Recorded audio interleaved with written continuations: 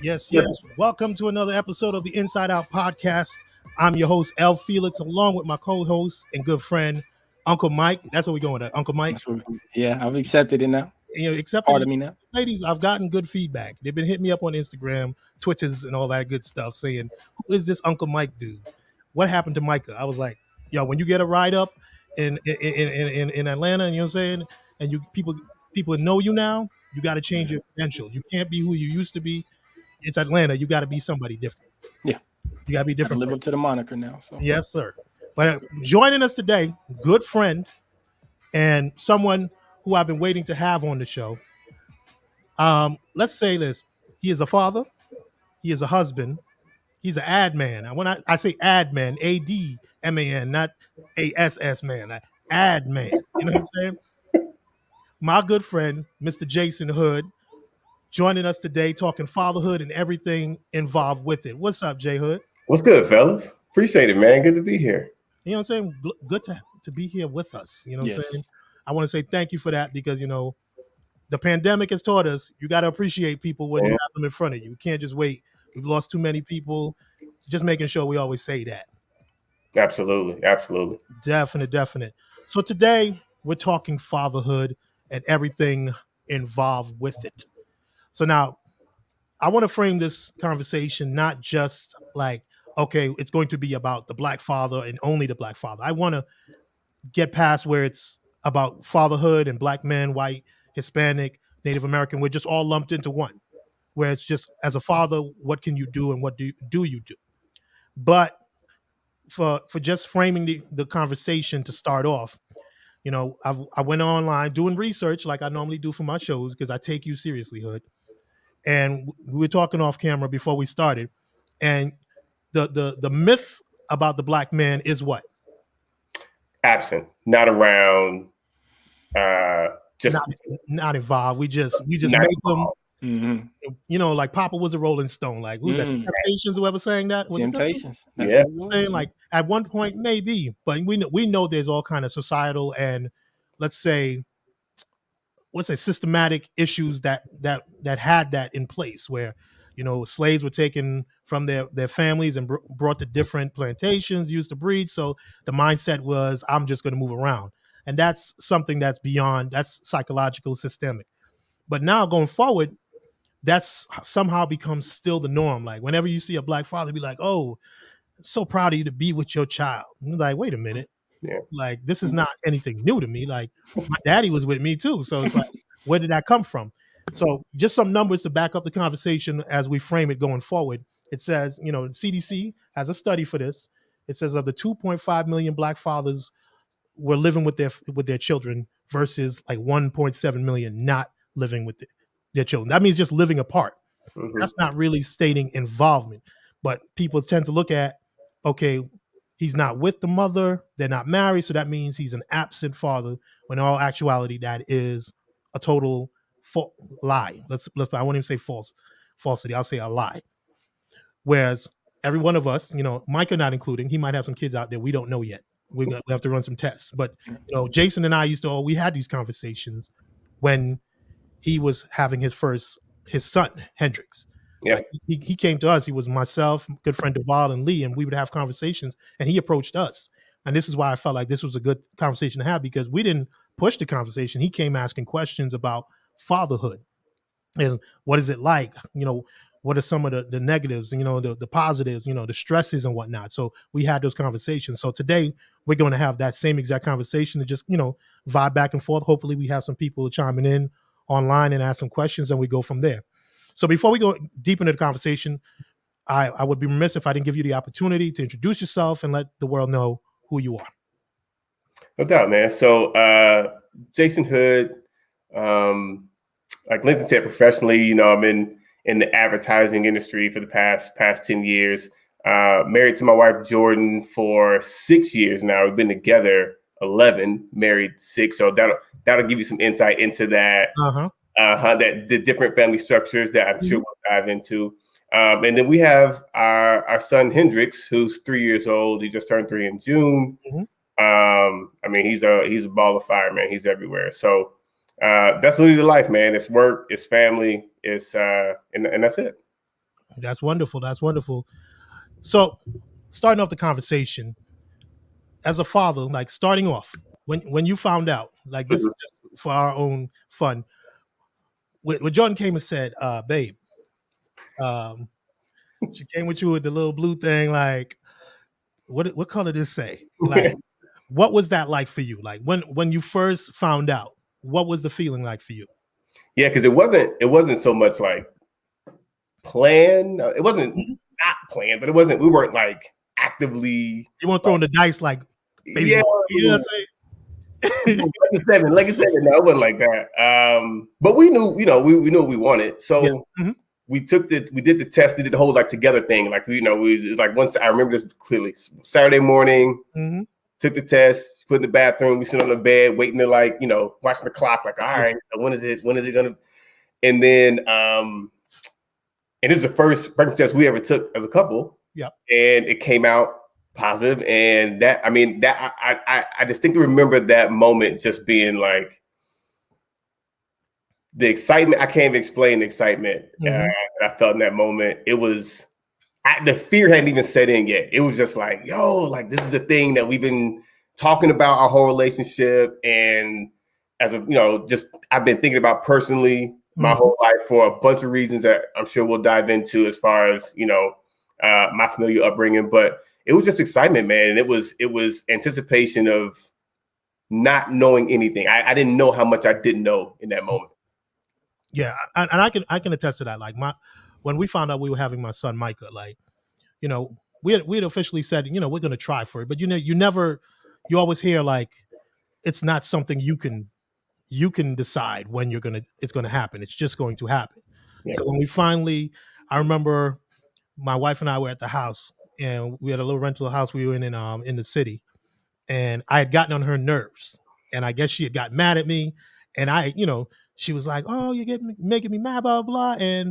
And it's been 2 weeks and I haven't had my friend. And I was like, I know, what I'm saying? Because I was like, so as a man, your wife's, patterns and everything. So I was like, I kind of knew, but now that you're saying it, what I'm saying? She kind of like, she dropped it on me to see if I would shake. But I was like, no, I've been waiting for this.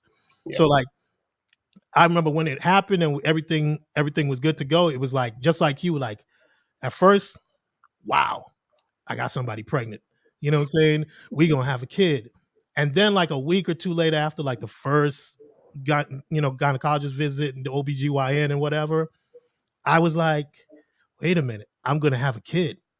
And then, you know what I'm saying? The doctor, she was like telling us all the things we gotta do in baby classes, this, and then it hit me like, oh, am I ready to have a kid? Even though I thought I was, married, college graduate, full-time job, it was still like, am I ready for this? Because you started seeing, okay, the baby crib, we got to get insurance. We got to make sure we have insurance. We got to go to all these visits. Oh, hold up. We got to buy clothes.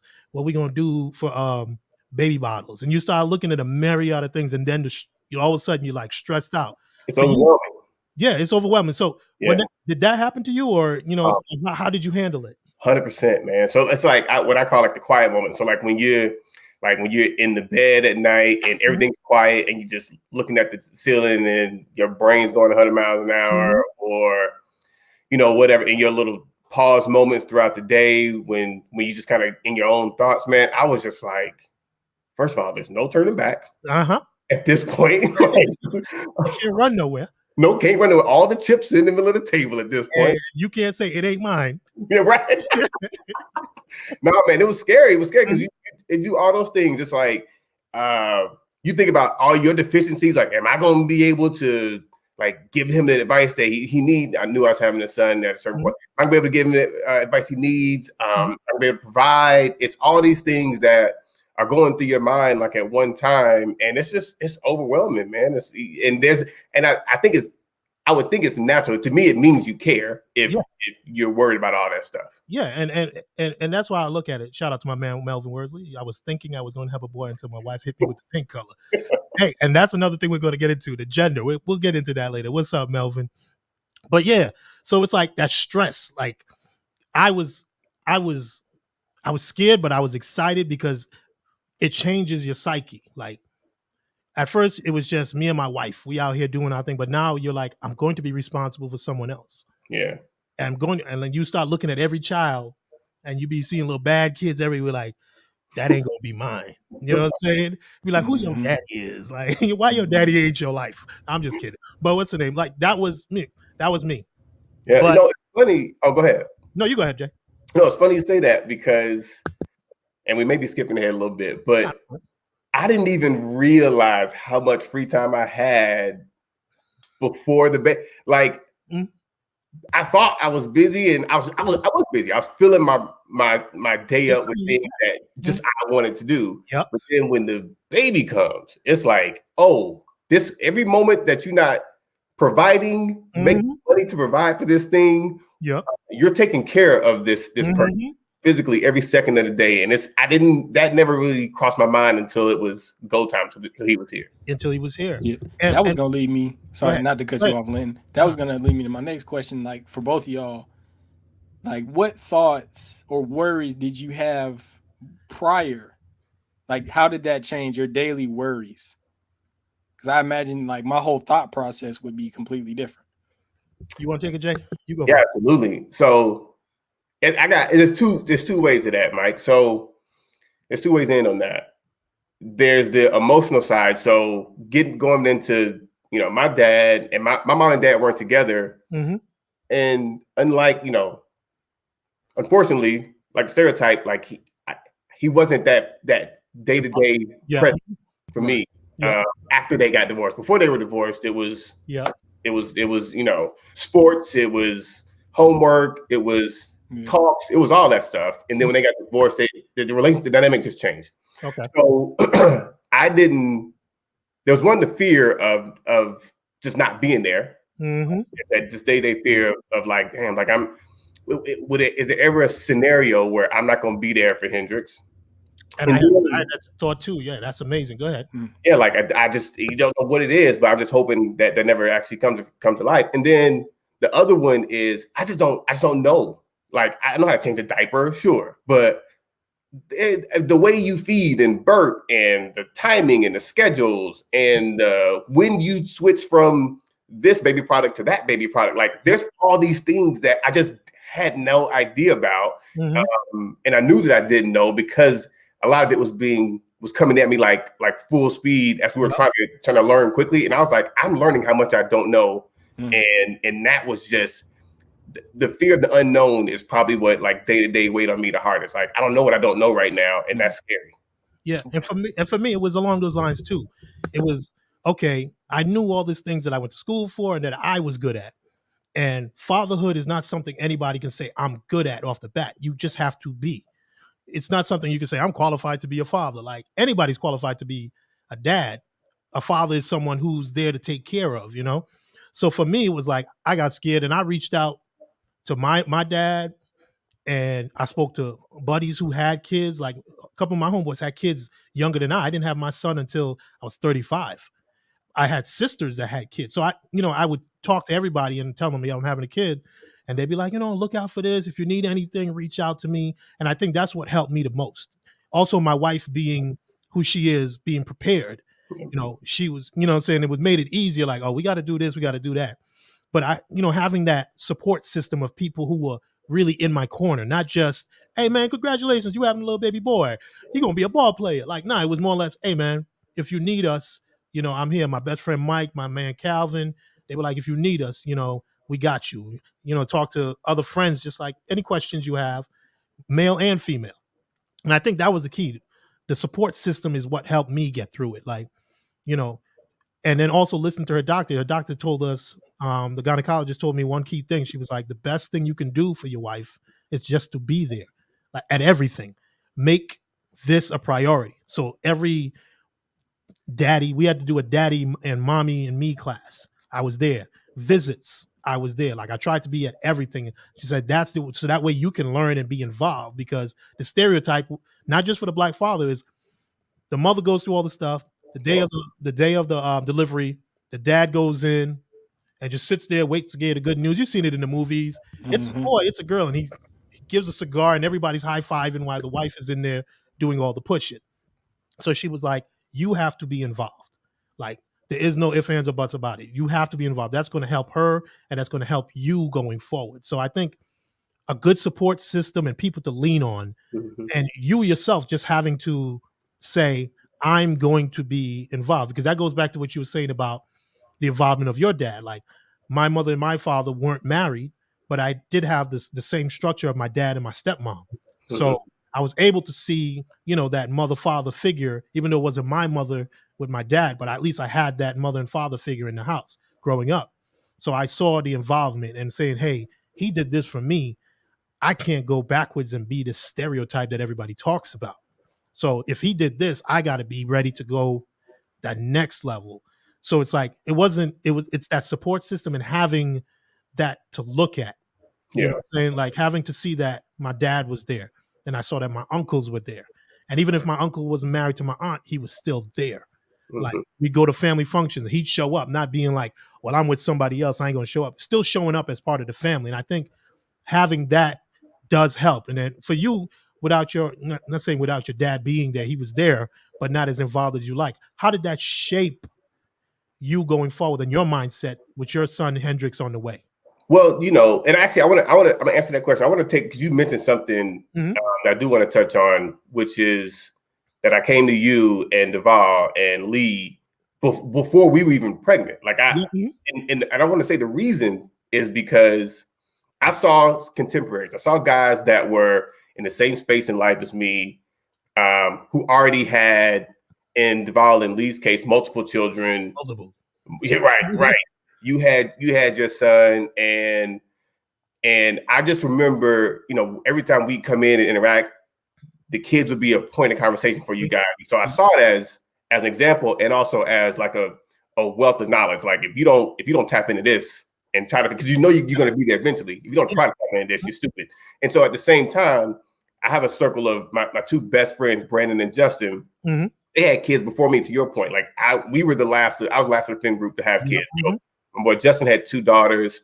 My boy Brandon had a son the year before Hendrix came out, and so I was able to just see how they moved and operated and went through things, and that might have been why I had more questions, because I was seeing they doing all this, and I'm like, I never heard, like, what am I missing here? So, but you're right. I think leaning on the circles around you is super important. Now, to go back to your question, is okay. So, how did your family structure impact the way that you approach fatherhood? And I always say, like, fathers teach either through example or through cautionary tale. Like, you're going to teach your son one way or another, or your child one way or another.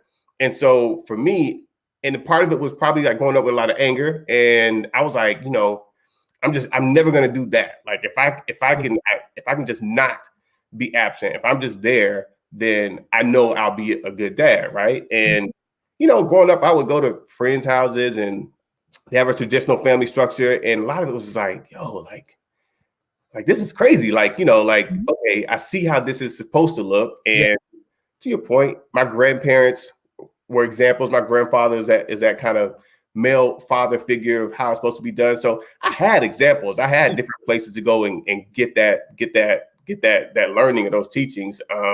Even if it wasn't the traditional structure. That's interesting. Yeah. You want to say something, Micah, or I'm gonna jump? No, I'm good. Okay. So, so having that example of someone in there, it's amazing. And that leads me towards where I want to go next. Like, when your wife and you decide, okay, we're having this child, what was the relationship like between? Because I always want to know, like, you always see the stories of, okay, the woman is this and the man is laissez-faire kind of in the background. Your involvement in her dealings with you, like, what was it like? Because I know with my wife, she took the lead, but I was like very involved. Like, I was more on the analytical side. I was like, oh, I got to worry about insurance. I got to make sure, what if about daycare and stuff like that. And she was just worried about the health, because we're at different stages, because the woman is dealing with the baby, so all that other stuff is not even on her mind. Yes, it is, but she's worried about the baby more so, where I was like, baby's going to be fine. How are we going to pay for this baby? Like, what if we got to send them to daycare? Can we afford daycare? Mm-hmm. Diapers, you know how much diapers are going for nowadays? Like, what kind of diapers should we do? Disposable diapers, this and the other. How was that experience for you? Because there's a whole world of Bye Bye Baby that I got addicted to. So I want to know where you stood on that. Yeah, so I think our lives are similar. Like, my wife she's super proactive, especially when it comes to Hendrix. Mm-hmm. So she's on the Mommy and Me books, and so from jump, he was on a schedule that, to me, I thought was normal because it's our only child, and she put this schedule, this kind of schedule in front of us. So within, I think, 3 to 4 months of him being born, he was sleeping 8 hours at night because of this super strict schedule that she had him on. Okay. Yeah, I mean, it was like to the minute, right? And so he got on the schedule, and now he sleeps 12 hours every day. He's like living life. Hey man, he's down at like 7:30, and he's back up at 7 in the morning. Y'all adopting? Right. 45-year-old black man looking for right. I need that 12 hours. You can take care of me. I'll sleep 12 hours. I'm bringing a wife and 2 kids, but you know what I'm saying? Hey man, we can't take you in, bro. We'll take the kids with the wife. We ain't taking you. You crazy. No, so she kind of gave us that springboard, mm-hmm. and we also are blessed to be, both of us have family roots here in Atlanta, right? And so we have great aunts that are retired, and so we knew when we were ready to go, when we need to go back to work, paternity and maternity leave was over. We had a family member that he could go to for 8-9 hours a day, and not worry. No worries. Yeah. She's raised all, so many kids in the family. She is literally the personification of love, like literally an angel. That's mother love, right? That's mother love.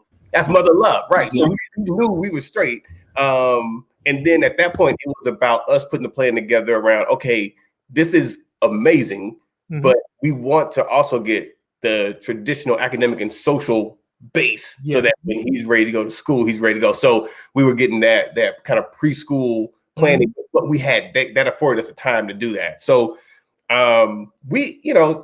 she took the lead in getting us, like I said, that springboard, getting us set up structurally. But you're right, it was also like, okay, now we got all these expenses that we got to worry about. Like, how are we going to pay for this? How are we going to pay for that? And at the time, I mean, babies give you hustle. Like, oh yeah. What our progression since then has been, it's market. Like, it's not an insignificant thing. And so I think has a lot to do with that. Not to say that we wouldn't have anyway, but the hustle, it's an extra push. I think you may have gotten to that, but it might have taken a little longer because it would have been at your pace. But now you have this other person, because I agree with you when it comes to that family thing. Like, as a parent, like, I would look at my parents and the things that when you start looking around, like, man, they sacrificed that for me. Like, as you get older, you're like, man, that must have been hard. But when we had my son, like, that hustle started because I was just working one job, freelancing here and there. But when we realized we had my son, I started looking at the cost of things. And I was like, first thing I was like, I got to get more jobs. So I was working a full-time job, 8 to 5, and then at Art Institute. And I was like, but then I went back to WSB, editing the news. So I would do that Monday morning, Tuesday morning, Wednesday morning, from like 3 a.m. till the news was done. I would leave about 7:30, get in my car, drive back to Dunwoody to go to work for another 8-9 hours. And then on the weekends, I was like a proctor for like a master's degree online virtual hybrid class. So I'd be there with the students when they were virtual. So I would be there all day Saturday, all day Sunday, because I was looking at the prices of things. I was like, I got to get all the money I can to pay bills and all that stuff, and have some ahead of time.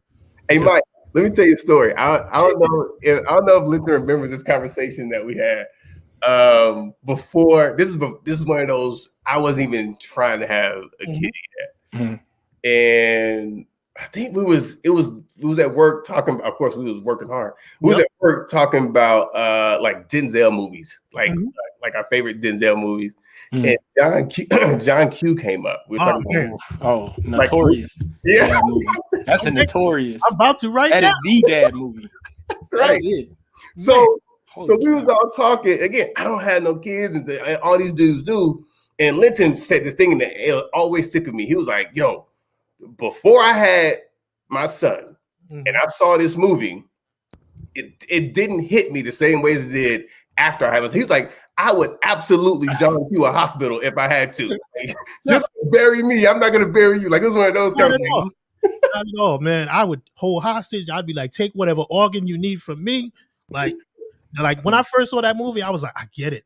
But when I had my son and I seen it again, man, I was get it, bro. Like, I'm sitting here like seeing my son. Like I'm a softie right now. Like, you know, on Instagram, like I digress, but Instagram when they have them things when the soldiers come and surprise their kids. Oh yeah, man, I sit there for like a good hour crying. Like, yo, he was gone. And this kid came back. He came back, and this kid, like, because all I can imagine is like that kid that lost, like, just to see that parent. Like, I get it now. Like before, without a kid, I was like, oh, that's sweet. Hashtag Black love, but now it's like hashtag tears. I'm crying right now. Like, it's an amazing feeling. Like, so, yeah. You got me on that. John Q. That I can't watch that movie no more. That scene when he's like, oh, like, nah, be like, nah, I couldn't do it. It's too heavy. Do it, but I can't watch it no more. It's too heavy. It's too heavy. But back to what we were saying, like, the whole thing leading up to my son and kids in general, we just have to. It's just I had to be involved. You know what I'm saying? Like, I saw my family. You know what I'm saying? We didn't have the traditional mother father together, but I had that structure. I had in the islands, you have a lot of people around you. You're used to that community, but we didn't always have in the household growing up. Everybody with the father was always kids by a different father, whatever. But they always were there and around and whatnot. So one of the things that always, when I was growing up, that kind of influenced how I went about dating and looking at marriage growing up. Like, I didn't look at it as, oh, I'm going to go out there and as a young single man, just do what I got to do. Because, you know, my mom had 7 of us.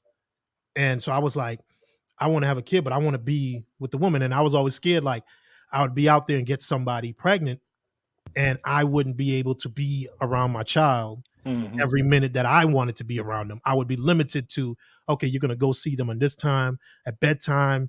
You aren't going to get to see them at night. You're going to be sleeping somewhere else. So that was always my fear. I approached fatherhood and marriage as one and the same. Like, whoever I'm going to have a child with, I'm going to be with, because I don't want to be away from my child. Like, even for work, traveling away from work, I hate traveling for work. I'll do it because I have to, and it's a cool experience. But as soon as I'm done, I'm coming back home. So that kind of was my psyche towards parenthood and fatherhood. Was like, I've got to be married to the person, but at the same time, I didn't feel like if I did get someone pregnant, I'm going to make sure I'm in their life.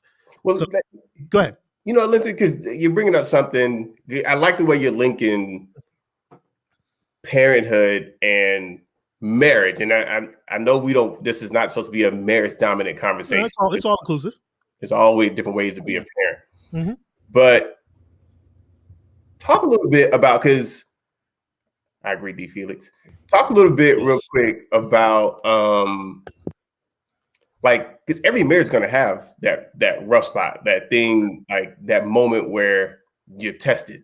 And if you already have a child or children, then that totally changes the equation of how you problem solve or how you conflict resolute. Like, it changes the way you approach things, because I'm sure it's a lot easier to not fight as hard if you don't have, you know, that child, for all the reasons that you just mentioned. Yeah. Well, with marriage and with the kids being involved, like, my mindset has always been, I'm going to be there for my kids. So marriage I see as part of that. Until it's out of my control, I'm going to fight for that. So if we're having in our marriage, I know my wife's listening. She'd be like, let me tell my business. But, you know, the reality, but this is just my approach. Like, there's nothing that she and I can argue about that. I told her this. There's nothing that you and I can argue about that I would ever say, I'm out of here. There's nothing to me. There's nothing that we can argue about that I'm just going to pick up and say, I'm done with you. I'm out of here, because it's all in the same for me. My marriage and my kids go hand in hand. Like, I got married because I want to have kids with this woman, right? And I want to go forward with her. So anything we may argue about, being money, I do something stupid, but like, leaving dirty dishes, whatever, to me, if I got to say I'm sorry, I'm sorry. I messed up. Because to me, this marriage is more important than any being right about anything and any ego stuff, because my kids are dependent on this. So I feel like if I'm away, that's going to change. It's like Back to the Future. You know what I'm saying? Like Marty gets in the car race at the end, but because he went back and he realized he got paralyzed, he got in a bad accident, his life went one way. I'm always cognizant of like, what if I'm not there full time? And there's that one day my son or my daughter needs me to be there, and something happens in their life that I can't talk to them about or change their opinion on, and that drastically changes their outlook or their direction in life. I would be, heartbroken that I wasn't there to help. And there was a moment that I wasn't available. Like, so that's why to me, like marriage, like I don't want other people to think like, oh, you just got to do it for the kids because you just want to stay with the kids and be unhappy. No, my thing was, if you're going to get married, make sure this is something you want to do and with the person you want to do it for the right reasons. So that's how I approach it. It's all one and the same. Like the happiness in marriage, the kids, everything is all put into that and kind of look at the same lens. I like the way you kind of put that together. Yeah, it's not like, oh, we're married but we have kids. No. We're married and we have kids. Like that's part of the package, because I want to create that family for my kids going forward. It's not something that I had, 100% the traditional way, but it was there. But my mom lived in Trinidad. I lived in the US with my dad and my stepmom. So it's always been that, like, I know for my mom, like having conversations with her, that it hurt that I wasn't there and she wasn't there to see me grow. But as a parent, like that's something it taught me as a parent. I'm willing to do whatever for my kids. She was willing to let me go, live thousands of miles away. But I was like, that's what I'm trying to be as a parent. Like if she can do that, then I can be there. I can make things work in my marriage. Like giving your kid up and living on another side of the world and just seeing your child whenever, you know what I'm saying? Like that, I don't know how she does it, but that influenced greatly, how I approach fatherhood and fatherhood and marriage. So your mom was John Q, is what you're saying?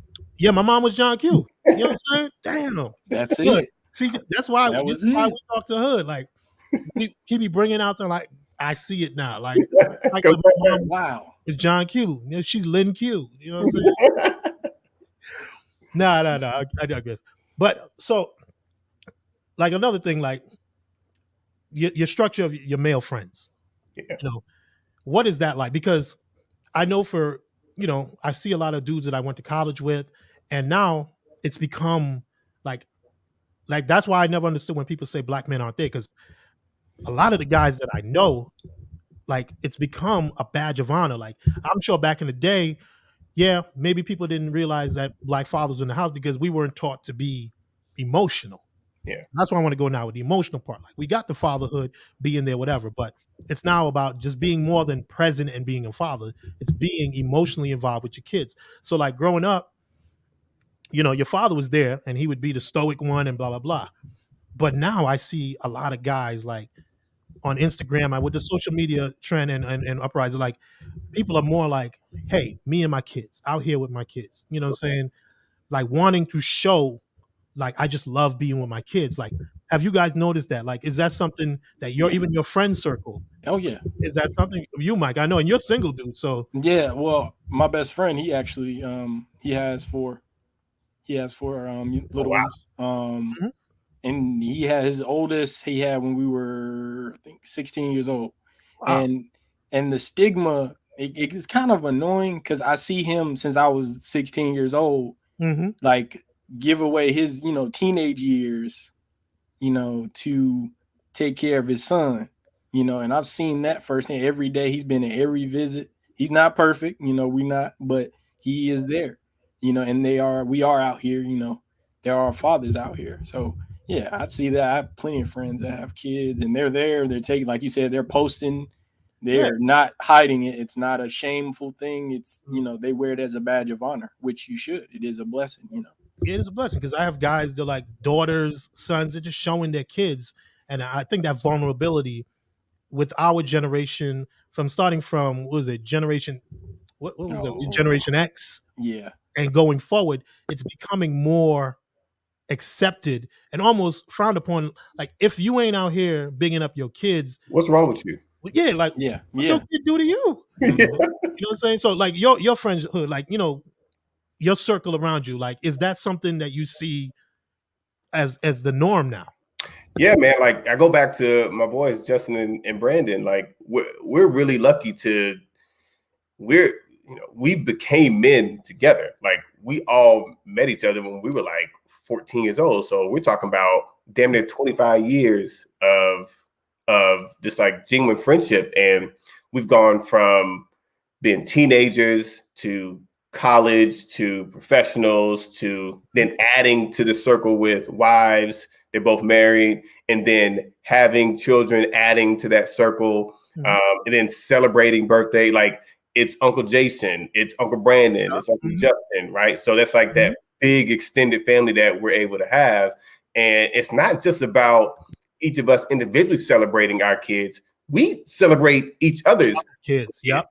Right. And so we are just as proud when I get to see Justin's little Kimmy or little Juju when they go do something, great in school, or they have a passion that they love making jewelry now. Like, I want to be a part of that with you. Right. And so when Hendrix is going and starting soccer at 3, they're like, yo, that's dope. Like, they're gonna be at the games cheering along. Yes. They're interested. So it feels, to answer your question, it just feels second nature, man. Like, when it just organically progressed into these people. We never had, and we of course we had conversations going up like, yo, and it was actually, I think you're getting to this point, like, we always wanted to have a family. Yep. And it was something that it was a goal, just like it was, I want to be this profession, or I want to, do this in my academic career, whatever it was. We always had this goal of, one day having kids and raising them the right way, because we each individually had our own separate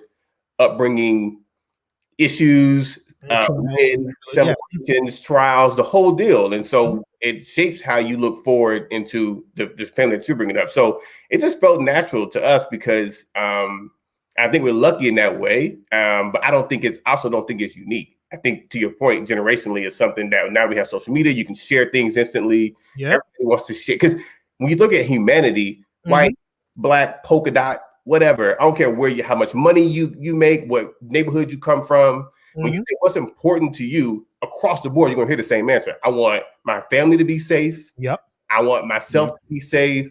I want to provide for have a thriving family. These are all things that are human experience. And so, as I say, I don't think we're unique in that way. But it is good to kind of see that and be able to share that. Yeah, it's changing the actual imagery. Yeah. Like the black dads, black dads. Like, I want, it's cool to change that imagery, and I just want to be part of the norm. Yeah. It's not, I don't want it to be something special we did. I want it to be like Chris Rock said. Like, what was it in his was it Bigger and Blacker? He said, when brothers be like, I take care of my kids. He was like, you're supposed to take care of your kids. Like, it's not supposed to be an achievement. It's something you're supposed to do. So once you, like, that's why I want to be part of the lexicon of, he takes care of his kids. He's a good father, period. Not just a black father. That's a subset, and I will accept that, and I will be proud of that. But I just want to be considered a good father. So anybody talking to me is not looking at like I'm doing something beyond the pale, like something that has never been done before. A black man takes care of his kids. Like, it's always happened. It's just that they've harped on this, like all the Candace Owens and them talking about, like, it's like whenever there's violence and you say, oh, there's violence here, but what about Chicago? It's the same thing in the black community. Like, oh man, drugs are a problem in the black community. No, what about the black father? Like, nah, bro. Like, that's part of the issue. Some people not having guidance, but that's not the root of it all. There's other things going on. Absolutely.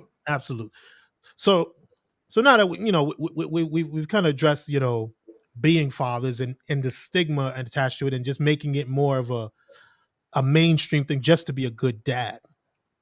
As a good dad, like, I know for me, like, the John Q thing is something that gets me, right? So I want to go back to the delivery room, right? Oh, were you there? Absolutely. That we had a emergency C-section. Okay. Yeah. So she's doing the whole thing, getting fully dilated, and everything's progressing the way it should be. and actually quicker than it probably should. Like I was like, oh, this is not, I don't think this is gonna be a 48-hour ordeal. And this is like, we moving. Mm-hmm. Yep. And then I noticed the doctors kept coming in and out a little frequently. And I'm like, what is going on? And my son's heart rate was dropping. It was lower than it could be for a natural birth. Yeah. Mm-hmm.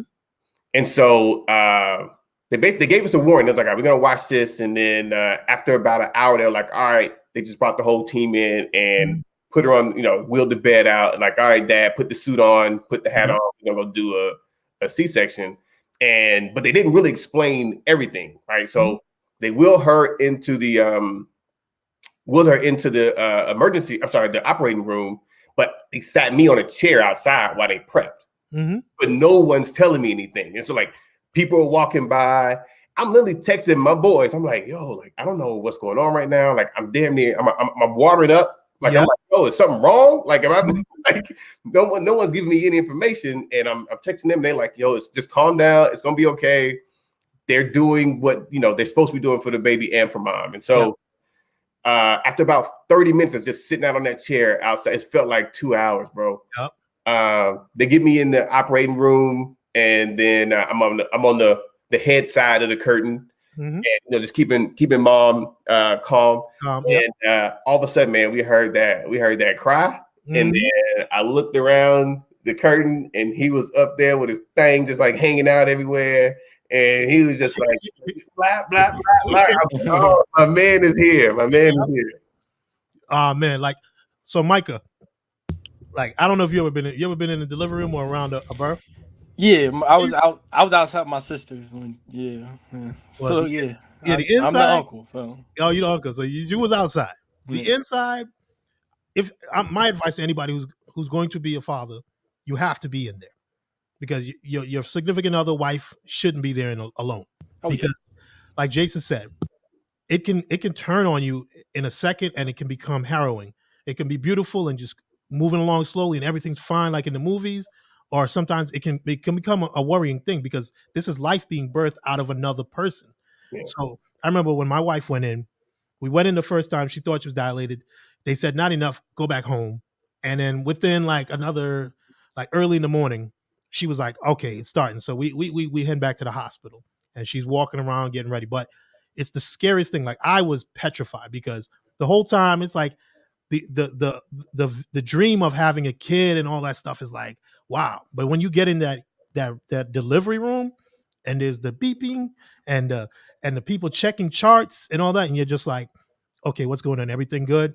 You know what I'm saying? Like, so when my wife went into labor, I'm saying, I'm holding her hand, holding the leg too. The doctor's like, you got to help out too. I was like, I'm here for this. You know what I'm saying? That's if nothing else, I'm going to do whatever is possible.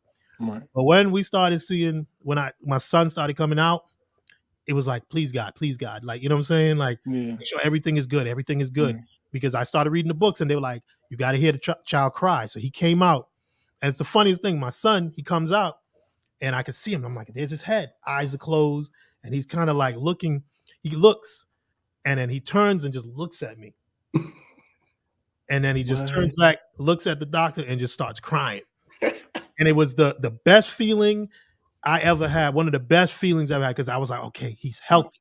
Yeah. And then they grab him, they clean up, take him over, wash him off. I think they do the footprint thing quick, put him under the light, and then they bring him back to my wife, and she's holding him like the first bond again. And he calms down.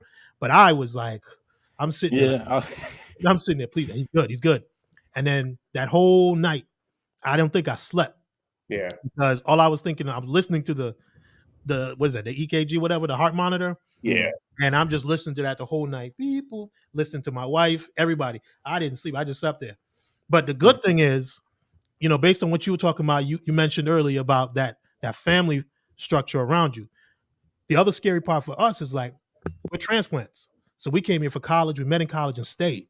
So we didn't have that, circle that we could just say, depending on. This is why I say, as a father, if you're married or whatever, you become selfless and you don't even think about yourself. Like, I turned to her, like, yo, you think your mom would come live with us? Because I'm thinking, like, I want to make sure I can provide for my son better. And if I'm looking at, if we have to put him in daycare at this young age, I won't be comfortable. And I know you weren't. So like, most people be like, you brought your mother-in-law to live with you, bro. You crazy. I'm like, I wasn't even thinking about me. I'm thinking about how I grew up. I lived with my grandmother on both sides, on my dad's side and my mom's side. So it was nothing to me because it was just somebody you can trust to take watch over your kid while you go out in the world and make a way for them and make a living to provide for them. Right. So it was like, and her mom was like, yeah, she was there too. So go ahead. Well, too, also, I mean, you hitting on something that's real because in particular, someone you trust so that you can go out and do what you got to do. Right. Mm-hmm. Postpartum is real for mom. Like that's also something I didn't anticipate, or I didn't really think to even plan for. Yeah. And you can't really, you just have to be mindful. Right. Mm-hmm. And so to be able to the point of mom coming and living with us, or in our case, having, great aunt that we can trust and take care of Hendrix, that peace of mind when she goes back, because that first day back for any mom is like traumatic, bro. Mm-hmm. Like they're like, I can't think about anything but my child this whole day. I'm physically at work, but I'm mentally with baby. Yep. And so to have that peace of mind where she can know Hendrix is getting taken care of by someone she trusts and knows that they will never, there's no doubt in her mind that any harm would ever come to that child. That's a big thing, bro. That's a big thing. And I think that helps with the psyche of a woman with postpartum. I'm not a doctor or anything, but that's part of it. Like that part of it, I'm comfortable with. Somebody's there taking care of, because I know that was what it was for me. The ability to be at work and know my mother-in-law, God bless her, and I appreciate her for that. And I love her for that she was there. Like I could just be at work. Yeah. And I would call him, how's everything? Oh, he's fine. And as he got older, they would go out on journeys. They became friends. They had their little routine. And even when he started daycare, she was still here, and she would take him to daycare and pick him up and pick my wife up from work at the same time, because the daycare was in the area. So and he was just happy as can be, because he knew nothing else but grandma, mommy, daddy, and life is good. And I'm happy with that. Like, if anything, as a father, and I know plenty of dads who probably have the same feeling, is like, I just want my kid to just be happy. Yeah. Like, like people always say like, oh, and this goes back to the fatherhood thing, like how you're raising your child now. And like, that's something that's in the back of my mind. Like, and I've heard other people discuss it. And this is the way we talk to our kids and raise our sons and daughters. Like sometimes we tend to raise them how, like when I was coming up, you got to get tough. You got to do this. And I heard people, I forgot who I was listening to on a podcast, and they were talking about, we did all the things we did because we had no choice. So if it meant, like my mom was single, so I got to grow up earlier. I had to take care of certain things that at 10, 11 years old, I was going to the store getting food. And I know I did things at 10 years old, like you see my brother D Felix, shout out, he delivered, side note, he delivered his second child, my niece, Taylor. They didn't make it to the hospital. Him and his wife, my sister-in-law, Tia, they didn't make it to the hospital. Oh, that's crazy. He called me and was like, yo, it's go time. I think we're going to have to deliver this baby. And I was like, he was on the phone with me, and I said, go do what you got to do. He delivered his daughter, his second child. So shout out to him. Shout out to you, D. Wow. Yeah, he the number one. Like, I gave him the number one dad of the year award. Like, I'm calling 911, like, come help. I ain't doing this, bro. But he didn't know that. So shout out to him. So, but I digress. But back to the subject, like, we tend to we look back to how we were raised, right? We were raised to be like, because like you said, single mom, like you might have to take on certain things that you didn't have to, you shouldn't have to, but you had to, and you responded, and your parents put it on you because we had to survive. Mm-hmm. But now that you've gotten a chance, and you've done better than your parents, maybe your parents didn't go to college or whatever, not saying that everybody successful goes to college, but say they were getting by and living life, and now they've done for you, so you could go to college and you can have different options. You know what I'm saying? You can have different options in life. So we tend to now, like, I know I do things for my son and allow him to do things that I'm like, I just want him to be a child. I want him to be as innocent as possible until he gets to that point where he starts getting, you know what I'm saying? He starts getting inquisitive and asking questions. Shout out to you, D Felix. But do you find yourself, let's say, judging your son based on the way you were raised and the way you do things for him? Because I think that's something that we tend to think there's only one way. Like, if I'm going to raise him, I turn out the way I am because I did this, so you must do it too. But the reason why you were the way you are is so you can have a drive to not be that, and you get out of that situation. So why would you judge your child based on the fact that you've done better? Mm-hmm. Why not give him a different outlook on life? What do you think about that? Yeah, and I think I'm reading between the lines, and what you haven't explicitly said, but I'll go ahead and say, is the gender roles and how you raise a boy versus a girl, right? Mm-hmm.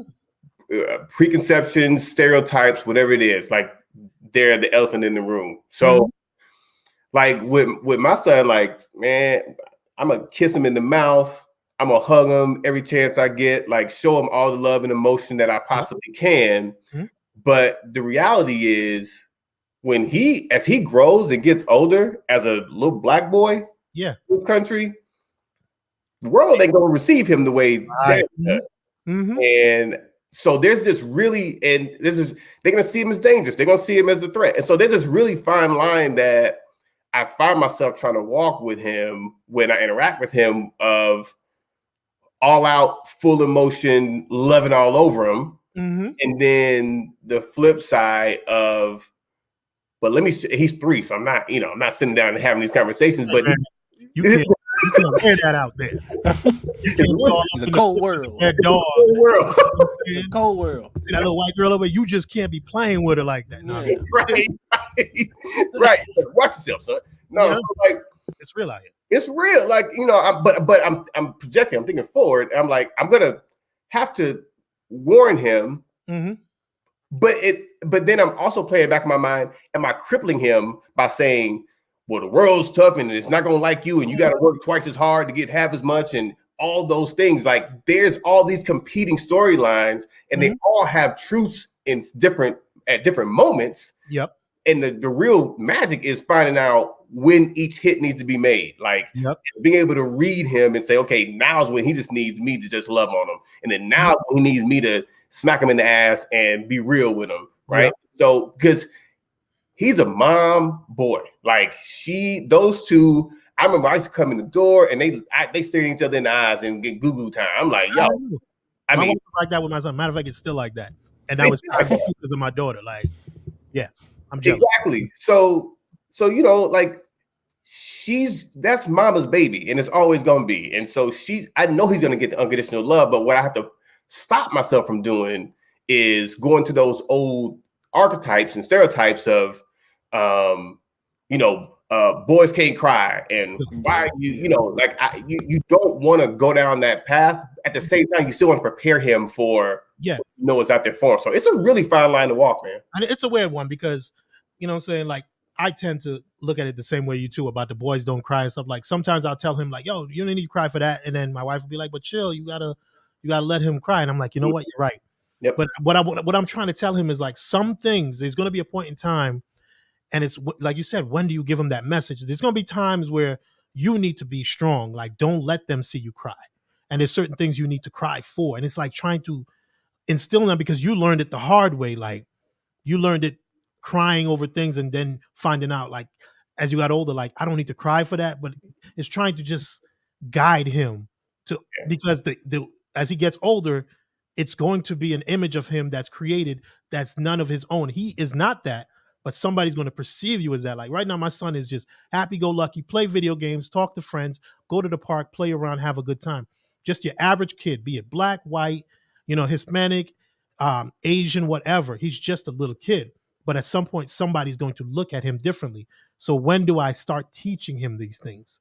You know what I'm saying? It's like, but growing up, I have friends, and my brother has a 12, 13-year-old doing the same thing. But it's like, when do you teach them about these things? But like you said, they might have to come to you sometimes. And I kind of wait for him to ask questions. And I'm like, okay, he's at that point where he's noticing something. Yeah. So now I have to step in. I don't know if there's a schedule, like at 10 years old, he's got to start learning about this. Nah, let him be a 10-year-old until he's a 10-year-old that wants to know about this. Yeah, because once you take that innocence, you can't give it back. No, you definitely can't. Because I know, you know, I like that, D. Felix. yeah, at three love them on them 13. I agree. Yeah. Oh, that's bars. You need to put that on the t-shirt. But yeah, that's the thing. Like, when do you try to give him your life lessons, and those life lessons let him know that this can happen, but I try to keep him like, you still got to be you though. Like, the one thing I learned from my life lessons, excuse me, is that I still got to be me. I can't change who I am and be offended about my black skin, my black lips, my black hair. Like, you got to be proud to be you and comfortable being you. And that's my message to him. I tell him all the time, you're cool. You're this. You know what I'm saying? Like, you are wonderful in who you are. My wife puts messages on the things on his mirror, like, you are enough. You know what I'm saying? You're good enough. Because we're trying to get in his mind that one day you're going to learn that somebody thinks you're not good enough, but we want to let you know that you are. And these are things. And if you don't have that cachet of confidence built up, then that outside voice is going to win. They're going to win. Like, you know what I'm saying? I had my parents, my family, like, telling us, stepmom, everybody, if you did good, you're doing good.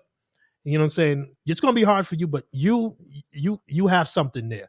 And that's something I learned. Like, no matter what the world is, you got to build that child up. And as part of fatherhood, I think that's our main thing. Because mom, like you said, you're going to walk in and they're going to be staring at each other in the eyes, and he's going to get that unconditional love. And that's why people say, like, Mike, I'm sure you a mama's boy. You look like one. You know what I'm saying? I get that stigma a lot.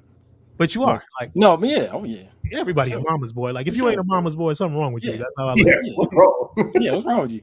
But mama going to give him that love, that confidence. I know, like, I got my confidence from my mom, my stepmom, my aunts. They'd be like, when you were younger, you know what I'm saying? Like, you see this glow up now. Like, you know what I'm saying? All this right here. And I'm hood. You know what I'm saying? I see some pictures of you too. Like, the glow up is real. Like, real.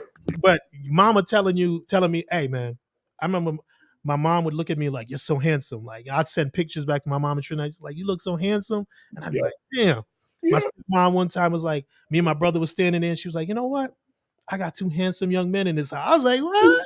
What you know about that? You know what I'm saying? But mom is going to give you that confidence and that love. Yeah. But I think as a dad, you got to give him that confidence and love, but you also got to build up his character and build up his, like, as a man, he's looking to you to, like, identify with. So mom is always going to be mom, but dad needs to be that one that lets him know as well. Like, you got something there. You are wonderful. You are on your way to being a good man. But love is expressed different ways. Like, the way mom expressed love and the way dad expressed love, they could be the same in some settings, but they could be different too. You know what I mean? Like, and that's what I'm saying. But you still got to show it. Like, even if you're not the huggy kiss on him thing, but you're the type, like, if he's interested in this, I'm gonna be there. Because I tell my son all the time, like, I played ball and all that stuff, but I told my wife, I was like, you're not gonna worry about me trying to force him to live what I live and do the things. If he wants to play, if he wants to be on the debate team, I'm gonna be there yelling and screaming with a varsity jacket for the debate team. Like, that's my boy up there. If he wants to do anything, like, that's why I feel like that's how fathers can show their love. It's like, if your son doesn't play ball, like, we use that for an example. That's the thing that in the black community, he plays ball, so now you're a proud father because he's getting that notoriety. And until you're getting that notoriety, no, I believe that you just got to you get your notoriety from whatever your child does. Yeah, you know what I'm saying. So if he wants to be in the science sphere, told him, I'm like, you're gonna be there. If he wants to become a computer programmer, well, I'll go find you whatever you got to learn coding. Like, that's your job as a father, to build him up in whatever he wants. My dad did that for me. Like, for a long time, I'd be trying to figure out, like, man, what I want to do. And one day he dropped a gem on me that kind of, like, lifted the weight of, trying to find myself. He was like, whatever you do, I don't care what it is. You don't have to be like me. You don't have to do anything. But whatever you do, you got to do it 100% and do it to the best of your ability. And I'll be there for you and I'll support it. And I was like, after that, that's been my mantra with my son. Like we just went out to get some food, and I'm asking him, like, what do you want to do? Like, anything interests you? Yeah. Like, no, I just want to know. You know what I'm saying? It's funny. before I had Hendrix, there's a few things that just, because I was at a certain point where I was kind of spongy. I was like looking for like little gems. Yeah. John Q was one of them. But one of them that I also heard was, as a parent, your main job, and this goes to what you were just saying, as a parent, your main job is you are the protector of your child's dreams. That's your job. Like, that's what you're supposed to do, right? Because they're going to come to you, they're going to say, I want to be an astronaut. And everybody else in the world is going to tell them why they can't be an astronaut. Mm-hmm. Your job is to show them where the space camp is. Mm-hmm. Give them that cachet confidence. Your job is to protect that dream. Mm-hmm. Yeah, in the telescope. You make space cool. Yeah. Make space cool. That's your job as a parent, is to protect your child's dream, which is exactly what you're just talking about. Mm-hmm. That's one of the things that before I had Hendrix really stuck with me, is like what a parent is supposed to do. Drill down to what a father is supposed to do for your son, aside from all the, of course, provide and love and care. Yeah. But if you are also one of the people crushing their dream, you have done generational damage beyond just your son, your daughter. Yeah, that's true. And it's so important that, like, as fathers, like, excuse me, it's just great that we can have these conversations. And I know, because it all stemmed from the fact that we used to just have these conversations at work. Like, for Micah, like, we would be at work because we were editors, shooters, and Jason was our project manager. So he handled all our video projects. So he would come into the room where we were editing at, and we would sit in there, and he's going over the projects. Where do you stand with this? But in the middle of him asking her where we stand with this, he'd be like, hey, man, we just start talking about our kids. We'd laugh and joke. And it was a good feeling. And I'm going to go back to the subset, to just be Black men in a room, in a professional setting, and we're just working, but our conversations weren't about anything mundane. It was like, we're really building. Like, we talk about kids, we talk about life, we talk about the future goals, and talk about our dreams and things that happened to us in life and how it taught us lessons. It was a great thing to just have that, because now you felt like, you know what, you could see your growth, because he might say something and we'd be like, yo, that's a good idea. And I might say something, he'd be like, I never thought about it. And you'd be like, wait a minute, I might be your father. You know what I'm saying? Because the whole time as a father, you're looking like, am I doing the right thing? And I think that's what I'm saying. It's important that we have our sounding boards. We have our father community, so to speak. We have other brothers who are going through the same thing and are willing to talk about these things. Willing to share. Because the women go through their own thing and, postpartum and all that. But as a man, like, you can lose confidence. Like, I remember the thing I had to deal with was the worst thing for me as a father. Was like, I was so happy to see my son that, I got a new job at the Art Institute in Decatur. That's how I met Micah. But I had to, as soon as he was born, I went right into it, because it was a new job and I had to make sure I put my best foot forward. And I was scared, like, I got this job with more money and pay for my kid. I want to make sure I keep this job, because as a Black man in IT, I know it's hard to get where I'm at to be a manager of a campus IT. So I want to make sure. And I was working long hours, fixing problems, and I would come home and I'm thinking, like, in the movies, the baby's just going to see you and be like, Daddy. Yeah. But it wasn't like that, because, and it's something where my wife, being that we're there, we helped teach each other things. She was like, I would come home, he would see me and he would just cry, and it hurt. So I would walk away and be like, I don't want him to cry. But all I thought about is, I didn't want him to cry. He's going to be fine. He was like, but the fact that, you're working long hours, you have to be there. You can't walk away. You just have to stay there. Did that make you question any of that, though? Like, that reaction, did that make you question or second guess, like, oh, am I doing the right thing? And I would go downstairs and I'd sit there and be like, should I have taken this job? Yeah. Like, because now, but I was like, and she was like, no, you just have to be there. Take the crying. He just has to, because you're gone 10, 12 hours a day, and you're coming home around the time he's getting ready for bed, and he's seeing you for the first time, because I'm leaving at 6 a.m. He's still asleep, and I'm getting home at 7, 8 at night. He's getting ready for bed. So he hasn't seen me all day. So he's like, I'm a stranger to him almost. And it hurt. Like, I couldn't believe, like, you think John, because in my mind, I'm like, I'm John Q. I would do anything for you, and you're crying. But she sat me down and was like, no, you just have to be present. And that's why it got me in the mindset. As a father, you just have to be present. Through the tears, through the fears, to the bad times, you just have to be present. and that kind of changed my outlook. Like, so I was just there, and eventually he came around to the point, like, me and him, like when he started daycare, I would, when my mother-in-law went back, I'm picking him up after school. Micah would know. I would be like, I told people right away, listen. Yeah. We used to take over for him. Yeah, I'm like, listen. We used to tell him to go. Yeah, I'm like, yo, I'm going. Like, they'd be like, yo, God, because I'm like, nothing. I would go pick my son up, do whatever, and I would come back, fix the problem. But there's no problem that is going to cause me to leave my son at daycare for any reason. Yep. And we would have our good times. We'd get up. We had a long ride because we were driving from Roswell to Alpharetta, where we lived at the time. Mm-hmm. So we'd stop. We might stop at McDonald's, get him a little thing. We play around. He play in the little play area, and that became our time. To the point where we still have our father son days where we'll go out. If I'm running errands and we just hang out and do our things, we stop because when we talk a little bit. And I think that's something that, my wife helped me learn, and that's part of fatherhood. It's like, you don't know everything, and you have to be willing to listen to make yourself a better father, so to speak. But you know what, too? I also read a quote. I can't remember who said this. Some celebrity, some Black father celebrity. But they was like, there's no such thing when you talk about your kids. There's no such thing as quality time. It's all quality time, all the time.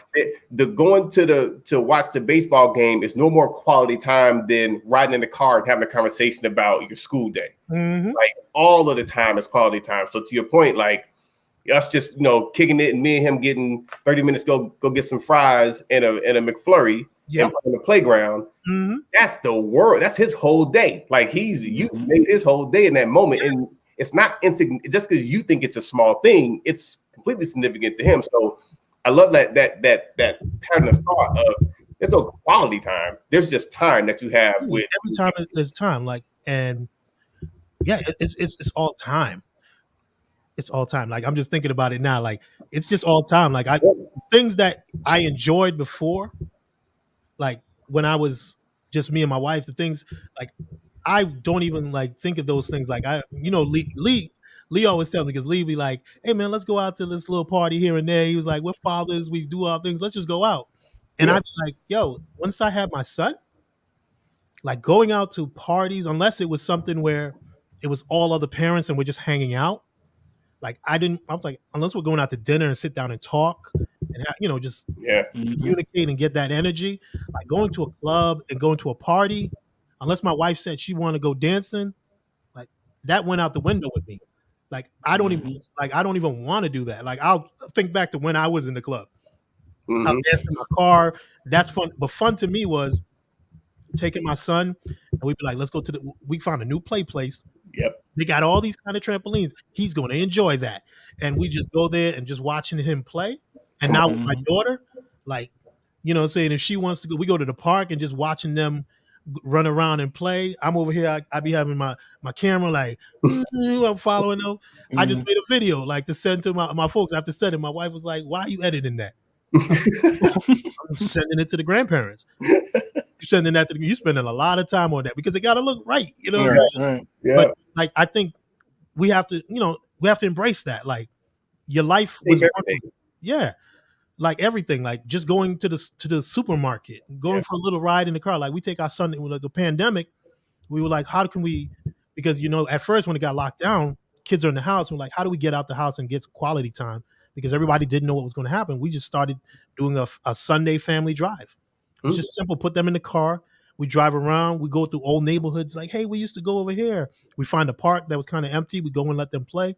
And it was just our quality time. Like, it was quality time for my wife and I as well. So at least they could just be in the backseat quiet, watching movies on the DVD player, and we could just have a conversation. You know what I'm saying? And it was our way of having quality time with them and with each other. And I think as married men and fathers, these are the things we have to learn to accept and don't feel like you're missing out on something. Because I see a lot of people like, I miss going to the club and all that stuff. Like, that's cool if you want to do it once in a while, but I don't see it as I'm missing anything. Mm-hmm. I see it as just the next evolution of who I am. You know what I'm saying? Salute for you just see it as what up, Gary? Living your life. Yeah, living life. This is just being a dad. Yeah, this is the stage of life I'm in right now. And I think just at this stage, I'm having more fun than I ever did when I was younger. Because when I'm younger, they're fleeting moments. Yeah. And we look back on them with, like fondness, like, oh, I was in the club. It was off the chain. but really and truly, it was kind of hollow. Like even back then, you kept chasing that high of that moment, but with your kids, it's like you get that high every time you see them run up the stairs. Like my daughter now, her thing is, I walk in the door, she's telling me her day. You know what I'm saying? Or just watching them play with each other. Like I remember when they were just babies, and like with technology now, with Google showing you videos like of your child, man. Yeah. I'll be there like, yep. I'll be sitting there like, wow, I remember that. That was a good day right there. Like, yeah, like 2 years ago, you did this on this day. You're like, yo, I forgot about that. Yeah. They come rushing right back, and it's like that morning. You look at them like, and I always tell my wife, I'm like, when you look back at those photos, you forget that kid looked like that, because to me, my son looks the same. Yeah. Even 10 years old, he looked the same to me like when he was born. But when you look, you're like, yo, he wasn't the same person. Yo, his head was crazy misshaped back then. But to you, that child looked exactly the same as they do right now. Like it's an amazing thing. Yeah, absolutely. That's so crazy, bro. Because I get the Google like alerts like a year ago, 2 years ago, whatever. And even if you're having a rough day, I'm talking about in the context of your children. If they acted out that day, or they frustrating you, because this pod ain't all about they angels and it is gonna be they do everything right. Angels, they're my children, so I know I'm an asshole. Right. They gonna be assholes too. Boy, he have his days, and so like when I go and look back, like okay, it just grounds you and kind of recenters you on everything that's important, and brings you back to that good place. But also to your point, like you were talking about, you guys go to the park or go to Old Neighborhood, you have that moment, and how life has just changed from day to day. Like the best part of my day now, like we're doing this pandemic thing, I'm sitting behind a computer 9-10 hours a day, straight working. But when I get to see him when he gets home, I'm like, hey Hendrix, tell me about the best part of your day. That's the first thing I ask him every time he comes in the door. Like, tell me about the best thing tell me the favorite part of the day today. And it's always, I got to play with Donovan. I got to eat fruit snacks at lunch. Like these things, like, but that's the best part of my day, is finding out, how his day went. And to your point, it just life is just totally different when they're here. Oh, yeah, it's totally different. Micah, this is making you want to go out and get somebody pregnant right now and get married? No. I'm telling you, this is life right here. What? This right here, that's that premium right here. Like, I'm definitely that $3.98 a gallon right here. No, I'm definitely learning. I like to call my niece like my first child, because I had her probably since she was like 3. She's 10 now. Okay. So a lot of times she acts as if she is my child. And Jason, think about what you said, like the smallest things mean big things to them. Like she would come home and say, Uncle, can I chill in your room? And I'm like, I'm doing some artwork. I'm like, sure. And she would just have her iPad and she would just be sitting there. And I'm like, this is not the most exciting. You sure you want to sit? She's like, yeah, I just want to. But it means the world to her. Yeah, like the day she can't, she will cry and throw a tantrum. And I'm just like, that's love, That's everything. That's everything. Like Jason said earlier, like it means the world to them. Like it may seem mundane to you, but it means the world to them, because they've been looking for. Because I remember when I was little, and my dad would be working, and he would be like, "Hey, let's go for a ride over here," and I'd be like, "Cool," and I try to play cool, but we in the car, and he had a system in the car, and my dad, old school, grew up on funk and all that stuff. So I'm in the hip hop generation, and me and my brother tell you, we'd be in the car. And my dad, the coolest thing he did, he like rap music. Our parents would be like, "Oh man, that I don't listen to that rap. You need to listen to this." My dad was like, "Okay, cool," but he would do something like I'm gonna use for example, Heavy D's "Now That We Found Love." That song. Like I remember I heard it, and I was like, "Man, I've heard this before. Like sounds familiar." And I'm like, "Yo, Dad, Heavy D got a new joint," and he was like, "Man, that ain't number Third World." I was like, "The hell you talking about? Whatever." That's Heavy D. Yeah, say the sample. Yeah. He went out and bought the Third World album and put it on the record player and started playing it. And I was like, that's where I heard it from. Yeah. Oh, that's hard. But the thing he did was, like what we said, is sometimes you just have to meet your kids and show excitement for what they like. Yeah. Hip hop, my dad was a musician, played the bass guitar. So like if I came out with oh Dad, the Fugees is out, listen to this song. He listened to it. But then he had a system in the car, he'd be banging it. So we'd be in the car and he banging the Fugees. But Dub C of the West Side Connect, That was his man. Really? Like he would bang Dub C like he was a gangman. In Massachusetts, in Rhode Island, bro. And he be going to work. West Side.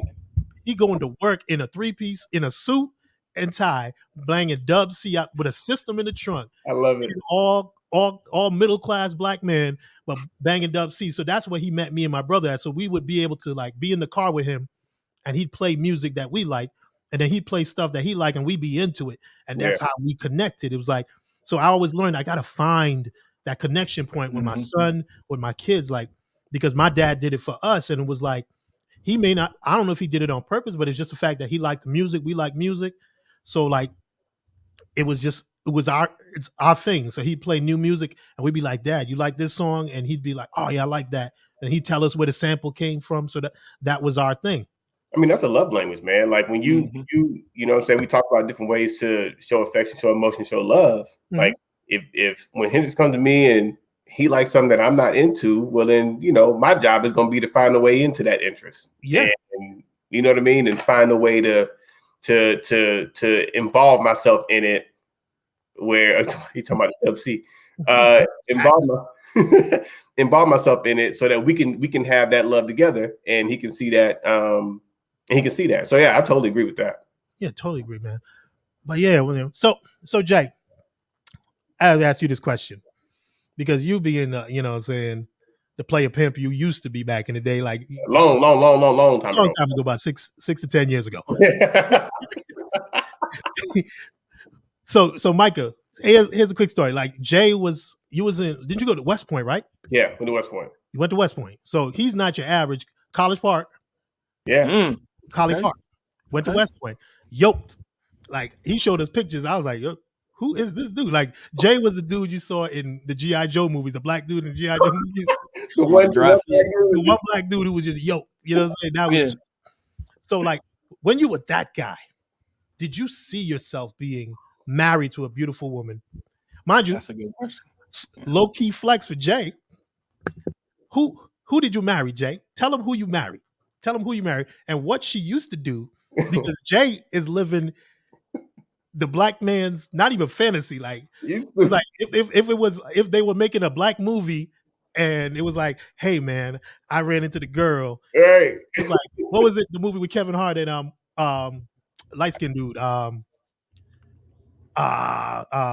What's his name? Light skin, not Shamar Moore, the other dude, Michael Ealy.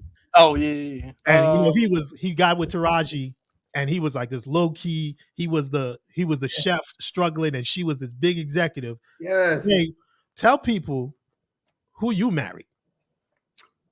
And what she was doing when you married her. When we met, she was a Atlanta Falcons cheerleader. And oh wow. Oh, we ready. We ready out here. We ready. Hold on, let me get it. I want to get it correct. Go ahead. And now, you know, she's doing pediatric surgery over at Children's Healthcare of Atlanta, man. Like she's doing thing. Yeah, that's Hendrix. There's Hendrix and mommy. Oh no, there's some video. I don't want to get to that. Yeah, you see with being super dad. You see what I'm saying? Like these are the images I love to see. Yes. Hey, you know what I'm saying? I love to see. You know what I'm saying? Like I like to see that. Look at that. Look at love right there. You know what I'm saying? That's my guy. You know what I'm saying? But Jay lived the life. You know what I'm saying? Jay is a black. He's a black movie. He's a black movie on BET Plus. Like, you know what I'm saying? BET Plus. Centric. TV1 on Centric. He had the glow up, because I remember when he came to me, he was like, hey fellas, I met somebody. I think she the one. I was like, word? And he was like, yo, she a cheerleader this, but she's more than a cheerleader that. Yeah. I was like, all right, Jay, pursue that. Yeah. Nah, to answer your question, man, like back then, I mean, I was 20, you know, you talking about a 22-year-old version of me, where I think the world is in the palm of my hand. Like I can do whatever I want to do. And then reality hits you and it's like, no, here's the reality of the world. Here's, you know, straight talk. So, but no, man, I wasn't looking for this And I was trying to holler at Jordan back then. Yep. You know what I mean? Like, she showed me that, you know, a different side. Here's what's important. Here's what's possible. And so it was just something that just kind of, it made perfect sense to me at the time. And me being kind of the flow person I am, I was like, let's see where this goes. And it's definitely taking us to a good place, man. It's taking you to a great place. I'm proud of you for that, because I remember when he told us about Jordan, I was like, okay. Okay. How that happen? Okay. That's all we keep saying, like, okay. Okay. You know what I'm saying? But it's amazing, because like part of fatherhood for me too, because, you know, for me, like I said, marriage and fatherhood go hand in hand. Yeah. If I want to be the best father, I want to make sure I can be the best husband, because I want that connection with the wife. And I'm the same with you. I met my wife in college, and she's helped me become a better father, because she can call me on my BS. Yeah. And when I'm lacking, and when I'm not putting my best foot forward, and vice versa, but she knows better than I do. You know what I'm saying? So I think that's what I wanted to make sure, like, being a good father is not only just, you can be a good father on your own, but I think you still need that cooperation, even if you're not with the mother. Like, you need that person. You got to realize, once we have this child, it's no longer about us. It's no longer about you and I. Even if we have disagreements and we're married or not married, we have to realize the main thing is the main thing. And that is the child, be it boy, girl, twins, whatever. So whatever, like communication, I preach communication. Even if you're not with the mother and you guys aren't together, like, you got to understand it's about the kid. We got to communicate. How can we leave something better for them? And how can we give them something better than we have or had? Like, that's the key. And that's why I brought up your wife. Like, I've seen you, and I've seen what she's done for you. Yeah. And the same for me. Like, my wife, you know what I'm saying? She'll tell me, like, hey, we got to figure out what we doing here. And I'll be like, you know what? We do. Yeah. And I'm going to get on my stuff and I'll figure it out. Because sometimes you just go through the life and you're just trying to make things, you make point A and point B connect. And go ahead. But no, it's you hitting the nail on the head, man. Like, professionally, personally, you know, even on the, like, listen, I know what you're capable of, Jason. I know what you can do. I know what you can do. Like, I remember, it's funny you say that, because I remember when we were a few years of us into just dating. Yep. And we were talking about kind of where we wanted to be in our careers. And she had the goal of being a PA, being a physician assistant. I remember you telling us that.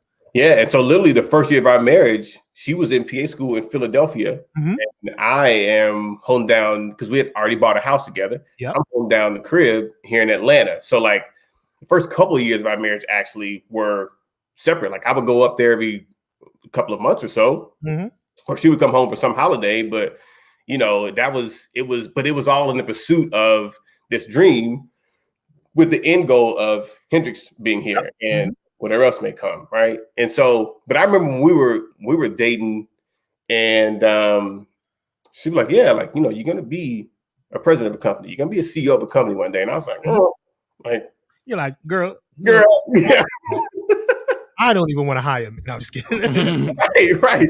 Like, I don't know, you're a little ambitious. But it's funny, man, to see, you know, I've had a chance to partner and own an agency, and I literally looked over and she's like, see, I told you. Like, you know, she's seen things before I was able to see them. Yeah. I mean, that's just on the professional side. Personally, it's a constant challenge of, I know who you are. I know you can be even better. I know you can get this out of your life, or fix this, or be here. Or she's definitely a positive influence and pushing me in the right way, both on a personal and a professional front, man.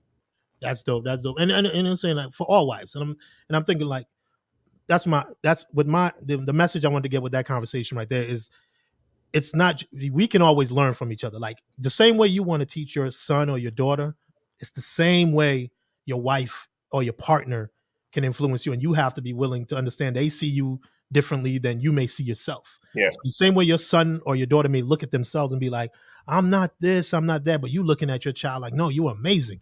It's the same way your wife or significant other will look at you the same way. And in turn, that helps you become a better you, in turn become a better father. Like, That's what my messaging. Like, I wanted to have this conversation today just to let people see that. Like, it's all encompassing. It's not just I'm going to do what it is to be a good dad, but I'm going to be a jerk here in life. You know what I'm saying? Like, you have to realize everything you do is leading you to be a better father. And that's what your child sees. Like, your child's going to see you. Hendrix is going to see you. Okay, my dad owned an agency at one point in time. So that's possible for me. Like, my brother and I, growing up, we saw my dad, he's an engineer, you know what I'm saying? And we saw him rise from being just a regular engineer to becoming a senior engineer, or junior engineer, senior engineer. Then he became a manager of research and development, and became like a GM, you know, special projects and all that, where he's leading the revenue for the company.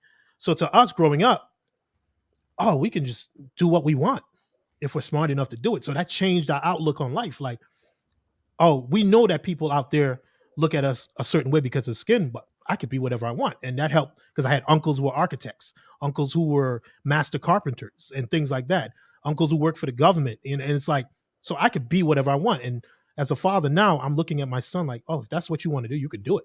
Yeah. There's going to be people out there, but you can do it.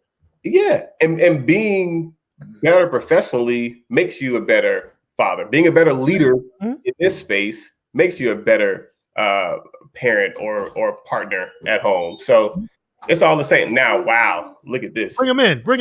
Bro, come on now. It's gotta be love. That's gotta be love right there. That's little man right there. Come on in, big man. He's supposed to be asleep. What's up, Hendrix? Can you say hi? What's up, Hendrix? What's up, man? What's up, big man? We're talking about you. We talking about you. We talking about you and your daddy and your mommy right here. We talking about love right there. That's right. That's right. All right, you supposed to go night-night? Come on, buddy. All right, time to go night-night. Hey, Jordan, how you doing? What's up, crying? You can stop crying. Hey, what's up, Jordan? Sorry. Hey, thank you for allowing Jason to do this today. Yes, thank you. We know he didn't choose this on his own. When I asked him, he said, "Let me get back to you," and I know what that meant. All right, you going night-night? Not yet. Not yet. All All right, bud. Say night-night. Night-night. buddy. Stop crying, right? All right, love you, bud. Daddy, Yeah, buddy. Daddy. Oh, that's dope. Oh, that's Thank sweet. you, bud. I'll Good keep this sharing. time. Mhm. All right, love you, buddy. Bye. Bye. See, this is what I'm talking about, Jason. Yeah. You talking the talk right now. Like, this is what I want to see. Like, Yeah. I know my daughter, she was down here like, this whole thing shutting down. I'm gonna tell you. We ain't talking about nothing but what she want to talk about right now. Hey, listen, man. I heard the little footsteps in the office door. When as soon as I came out, I was like, he got away from mom. I knew it. Yeah, my daughter, you hear it coming down the stairs, doom, doom, doom. You be like, here come trouble. You know what I'm saying? But if she walk in here right now, we ain't talking about the show over. She done it. Mhm. Like, it's over. But that's amazing right there. Like, that's amazing, man. I'm proud of you, bro. Like, I'm happy for you to see that's what you have there. And I hope so many brothers will have that. And like, I wish, like, I'm going to try to figure out how we can do this, like, more on a bigger scope, because I know, like, you know, my whole thing is like with Micah as my co-host and everything, I'm trying to bridge that generational gap. Yeah. Like, the things that I had growing up was we had some older dudes, and when I went to CAU, like, I got a lot of mentors that way. I had mentors within my family to show me the right way to do things and how to go about, you know what I'm saying? So I had that in the familiar structure of my own nucleus, leaving that. But when I came to Atlanta, I had it with a lot of dudes who were around me. Maybe they all weren't perfect, but they always tried to strive to let us know how to be.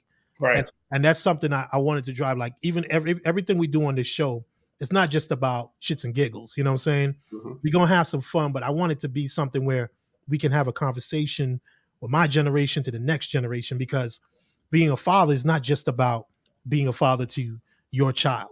Yep. It's like, you still have to give fatherly advice to somebody who wants to know. Yep. You know what I'm saying? Like, I've always prided myself on that, and because it's something that was done for me. And it's like, if somebody asks me a question, a young boy would be like, "Hey man, what you think about this?" You know what I'm saying? Like, I'm like, yo, okay, let's talk. You want to give him something. You want to give them something, because like, once you start becoming a father, like, that's what I feel like. Once I started realizing I'm a father, like, I was like, I don't want to be a father of everybody's child, because I ain't getting no tax break on that. Yeah. But True. sometimes you see, and you'd be like, yo, this person's asking me, like, you can see they want some information, they want some advice, they want some direction. And I look to my son, you know what I'm saying? Like, he'll just be like, hey, Dad, what you think about this? What is this? So when I see him being that inquisitive, somebody asks me a question and they're younger than me, I'll be like, oh, I see. Okay, I need to be prepared. But none of us, I don't care how great your dad was, none of us were raised by just one person. No, we weren't. You know what I mean? Like, it's the barber that you go to, or it's the teacher at school that you just had this connection with that has a strong, could be a strong father, the coach that you had growing up. Like, we all had multiple male influences that helped become who we are, today. So I think it's a responsibility you don't have to be a black father. Like, Mike, you got wisdom that you're gonna be able to give somebody else. So like, it's a responsibility.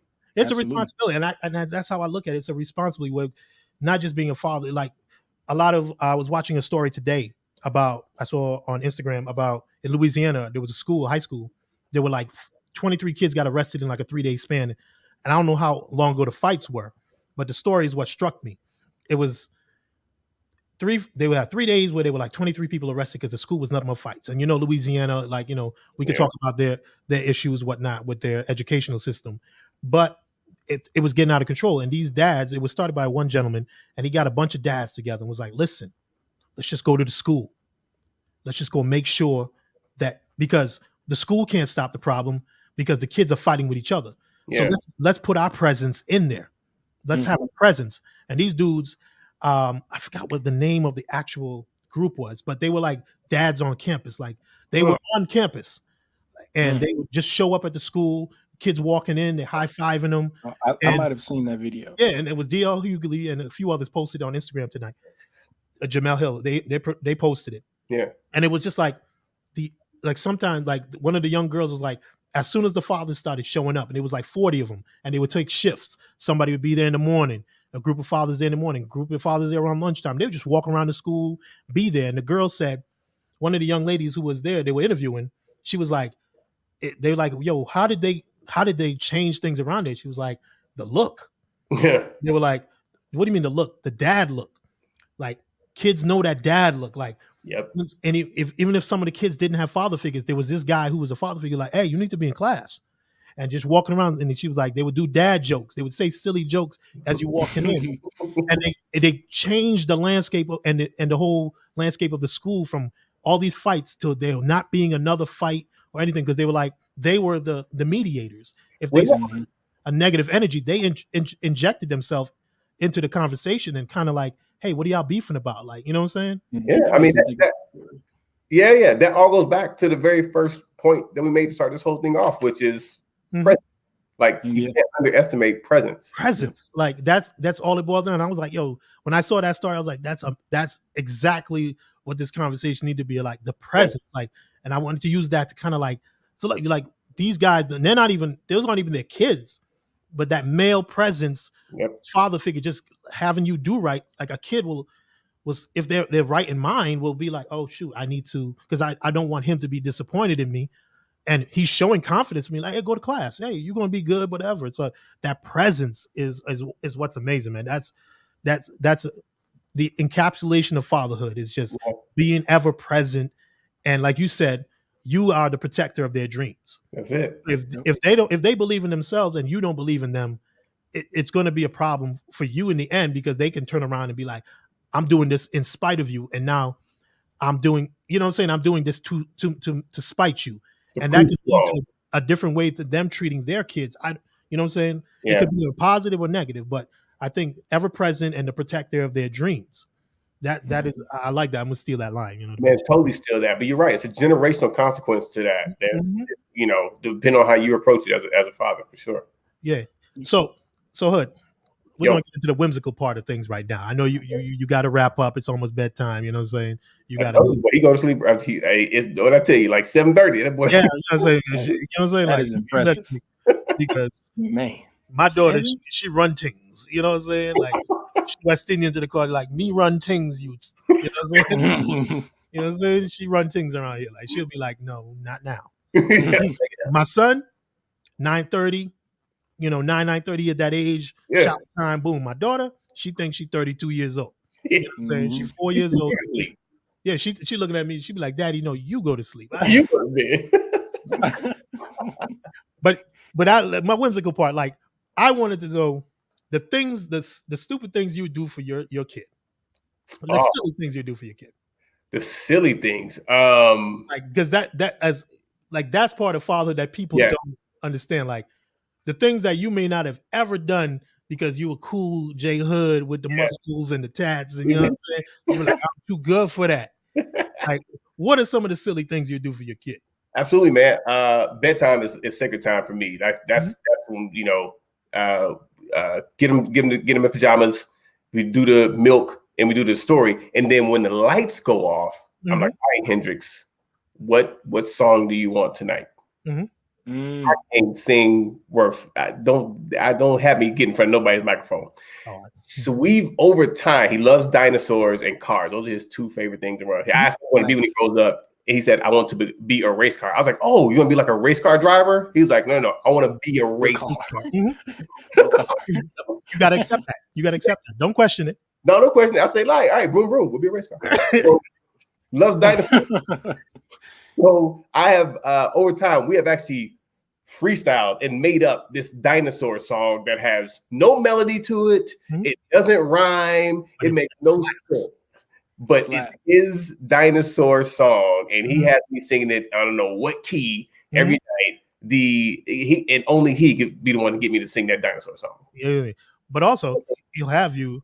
Oh man, he'll have you doing these. I did see that. I peeped that. This is what parenthood is about. This is what fatherhood. This is what marriage, and this is what parenthood is about. Yeah, man, that's Father's Day. But then I bet you, right? There's a Father's Day guy. I watch you. This is your neighborhood. Yeah. And what it was dope about this, because this is your neighborhood. Yes. And I was like, your neighborhood, dudes want to be dads. And we're going to do things to be dads. And the more uncool thing you can do to be a dad is probably the coolest thing to do as a dad and a mom, than to have, what is this? The Father's Day bad dad outfit concept? The Father's Day bad dad. And keep on. What you can't see is like literally dozens of kids just running around. Look at that.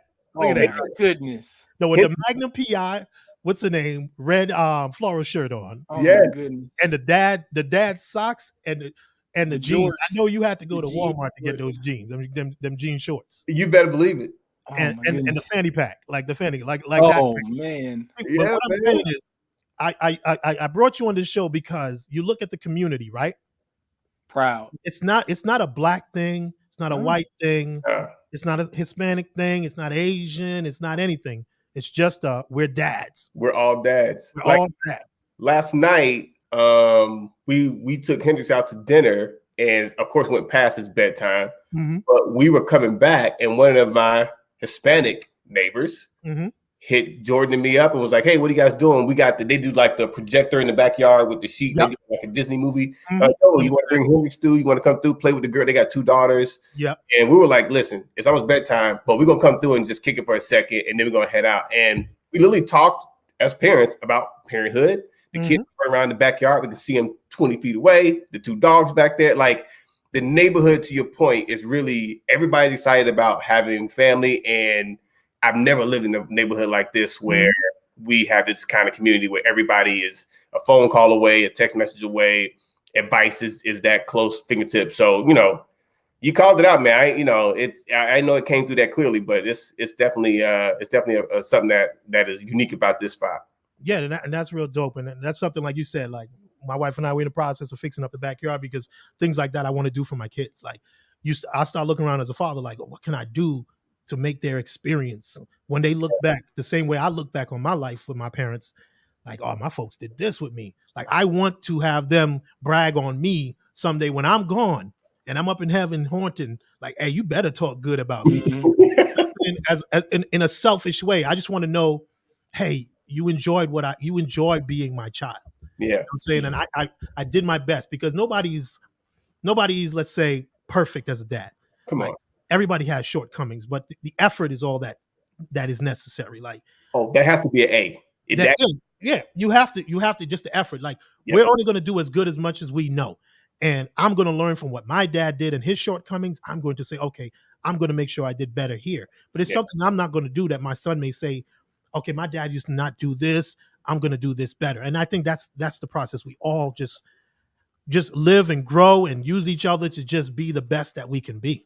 Well, because it's not a destination. This whole thing is a continuum. Everything is about how do I be a better dad than I was yesterday? How am I a better husband than I was yesterday? How am I a better ad man than I was yesterday? Editor, kids book creator, whatever it is. Yeah, you know what I mean. Like it's all about continual improvement, and so it's all in for those little crumb snatches. Yep. Okay. And on another lighthearted note, before we go out, I just what I'm saying. I want Micah to know that JHood, like, how women, they have addictions and they have like vices. Because as a father, like I've given up like on buying, like I'll be going out to the store. I'll be like, I see a pair of sneakers and I'll be like, I can get my child like, I can get that I'll get something for my son instead of me.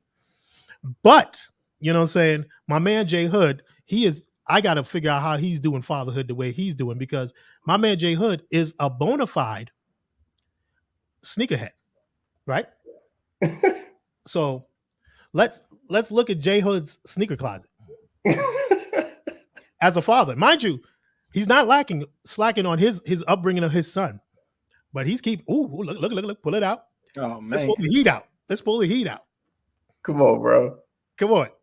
This is the stuff you see on Cribs. Like this dude said, like, you know what? I love my son, but I'm going to show him the right way to raise him the right way when it comes to my sneaker collection. Come on. The funny part is, so now when Hendrix comes home, he takes his sneakers off and takes a sneaker out of one of my sneaker boxes and like, all right, that's what's going in there. We gonna take Dad's because I'm putting my heat in here. Yeah, this is heat right here. You know what I'm saying? Most of all, I just wanted to show this to show that JHood has a lot of sneakers and he's a sneaker hat. Like, you know what's great about that though, Jason? Now, have you thought of this? Because I think about this when I look at my shoes. What's that? Like when my son gets old enough. Hold up, you said wait a minute. He needs a pair. Son? You said your son? No. I'm speaking. This is. I thought you. This is a thought of like a Freudian flip. Like, okay, go ahead. No, we got time for that. But you can give those, pass that down to him. Like, there's nothing better, I think, than that. Because people are always like, oh, this thing. I'm like, that's just Hendrix. This is Hendrix's collection. He just can't fit him yet. Yep. that's all. You ain't noticed the low key, the photo in the back, Michael. Oh, you ain't see the low key photo in the back. Like, let me rewind it. We live on TV. You see that right there, though. Yeah, that was his what do you call those shoots?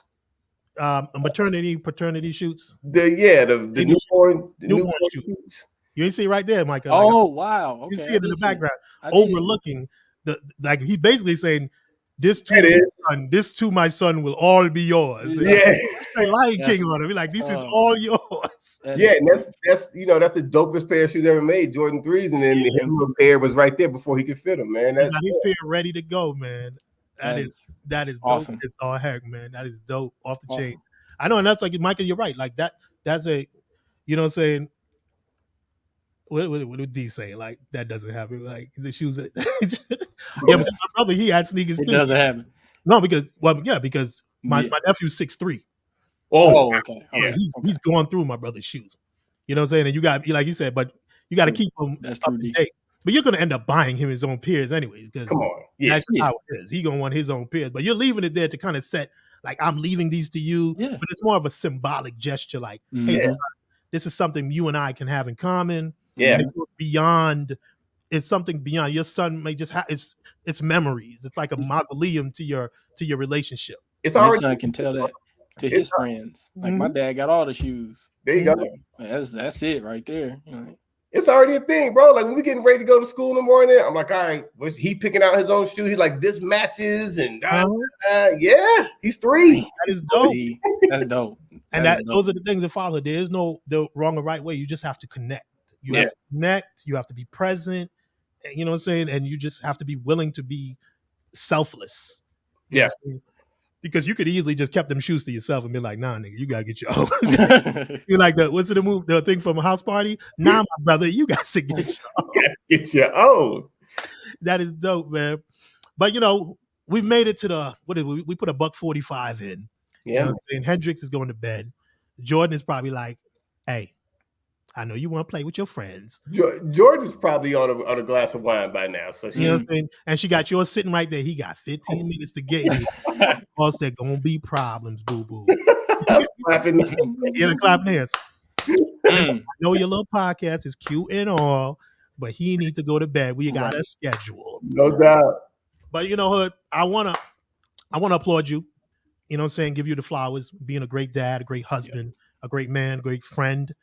I mean, when I met you, it was all professional work. You know what I'm saying? But friendship, we forged a friendship where work was just we work here together, but the friendship has been there. Like watching him get married, have a kid, start a business, all that stuff, and him hitting us up. We're like, we'll have lunch. Like, we ain't talked in a minute. Let's get up, have some lunch. Yeah. And these are the things I'm trying to put out there. Like, these are the images we need to have more prevalent. These are the things we need to do more as a community, as men, with each other. Just have these conversations. I do it with my best friends, Calvin and Mike, and my brother D.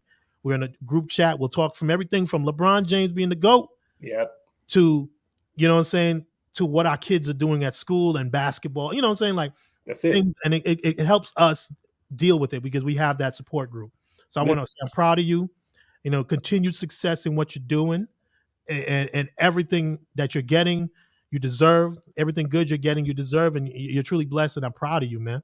Hey, man, listen, it means the world, brother. It means the world. I love what you guys are putting together. You, your brother D Felix, Mike. I love what you guys are putting together, man. It's just, like I said, it's such an honor even to be invited to come join the conversation. So I'm definitely gonna stay connected. Oh, we're definitely gonna do more.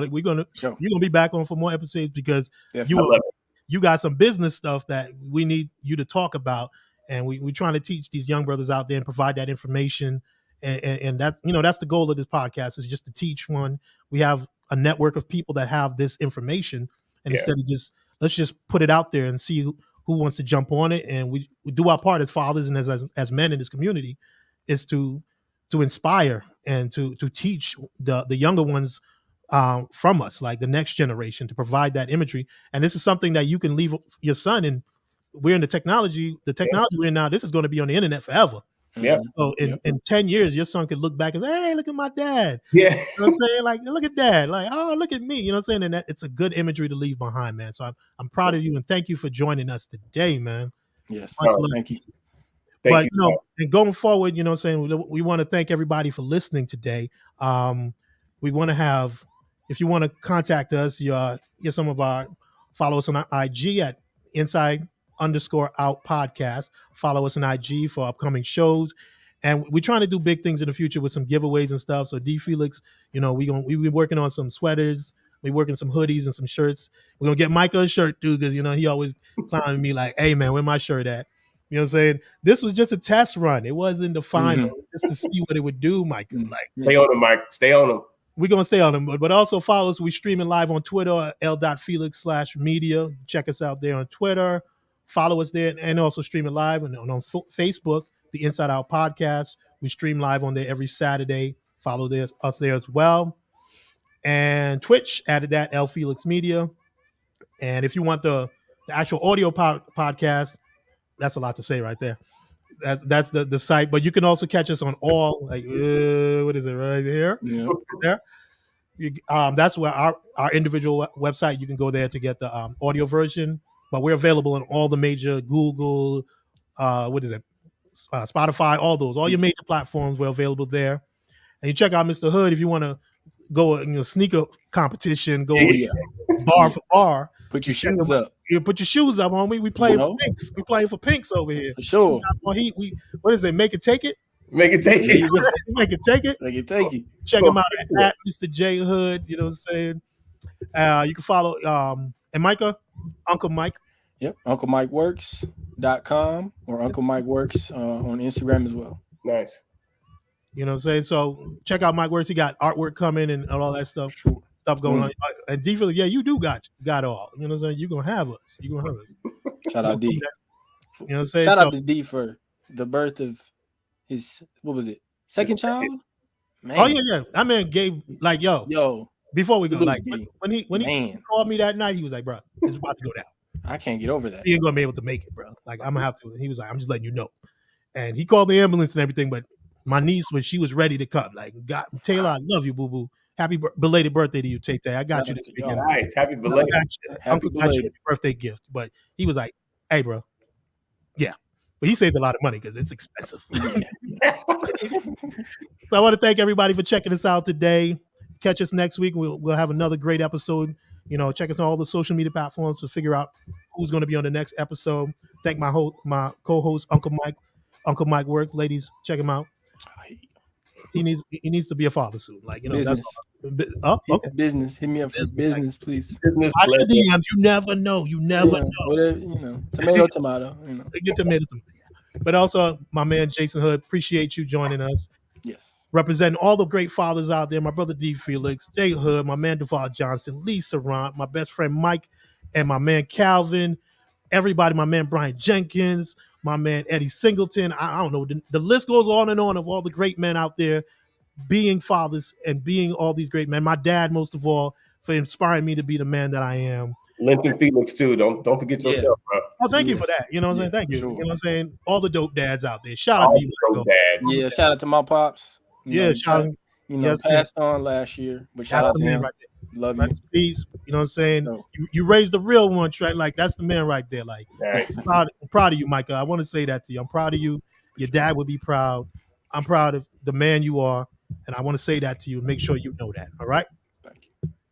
Amen to that. So, thank everybody. Check us out next week, and we'll see you then. Peace. Peace.